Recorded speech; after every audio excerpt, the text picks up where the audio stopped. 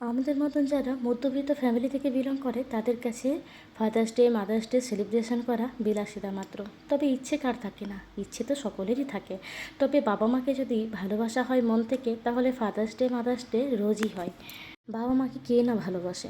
তবে একদিন একটা কিছু টাকা দিয়ে গিফট কিনে নিয়ে এসে বা বাবা মার সাথে একটা ছবি তুলে সেটা সোশ্যাল মিডিয়ায় পোস্ট করে দেওয়া মানেই যে তুমি বাবা মাকে অগাধ ভালোবাসো, এটা কিন্তু নয়।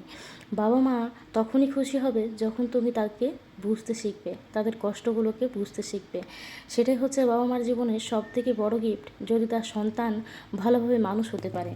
এই father's day celebration, mother's day celebration, birthday celebration ধুমধাম করে এই সকল হচ্ছে এখন ট্রেন্ডিং। এগুলো না করলে সমাজ থেকে যেন কিছুটা তুমি পিছিয়ে পড়বে। তাই কিছুটা হলেও যুগের সাথে তাল মিলিয়ে তোমাকে চলতে হবে। তো সেই জন্য আমরাও চলে এসেছিলাম আজ একটু ঘোরাঘুরি করতে। তবে গিফটের বেলায় কোনো কিছুই নেই, না বাবা মাকে গিফট দিয়েছি, না সন্তানের থেকে কোনো গিফট পাওয়ার আশা করি। সকলে মিলে এই যে চলে এসেছিলাম একটু মায়ের মন্দিরে, মায়ের দর্শন করলাম, সন্তানের সুস্থতা কামনা করলাম, আর তারপর সবাই মিলে একটু আনন্দ করে খাওয়া দাওয়া করলাম। আর দেখো গরমে ঘেমে আমার গরুর অবস্থাটা কীরকম হয়ে গেছে। বাইকে আস্তে আস্তে এই অবস্থা হয়েছে। চুলগুলো এখন তো খুব বড় হয়ে গেছে, সেই জন্য একটু হাওয়া দিলে এলোমেলো হয়ে যায়। আর আমি ব্যাগে করে চিরুনিও নিয়ে আসিনি, তো সেই জন্য একটু হাত দিয়েই ঠিক করে দিলাম। তারপরে এই যে মন্দির থেকে বেরিয়েই খাবার দোকানে চলে এসেছে। তো মন্দির থেকে বাইরে বেরিয়ে চলে এসেছি এই যে খাবারের দোকানে। পরপর দুটো দোকান ছিল, একটা ছিল ফুচকা আর মোমো। আর এই দুটো জিনিসই আমার কিন্তু ভীষণ পছন্দের। বাইরে গিয়ে চাউমিন পাস্তা খাওয়া আমি খুব বেশি এখন পছন্দ করি না। তবে যাই হোক, মোমো খেতে, ফুচকা খেতে, এগুলো খেতে তো ভীষণ ভালোবাসি আমি। আর শীতকাল হোক বা গ্রীষ্মকাল হোক, মোমো আমার ভীষণ পছন্দের। তবে সেটা হতে হবে ভেজ মোমো। আমি কিন্তু চিকেন মোমো খাই না, আমি চিকেনই খাই না।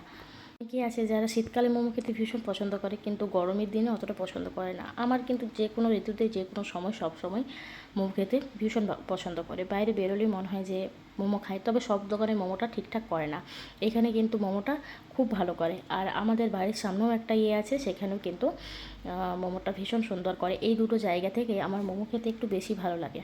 তো মোমো টোমো খাওয়ার পর এখানে গরম গরম দেখলাম বেগুনি ভাজছিল, তো আমরা এখানে নিয়ে নিয়েছি বেগুনি আর গরম গরম চপ।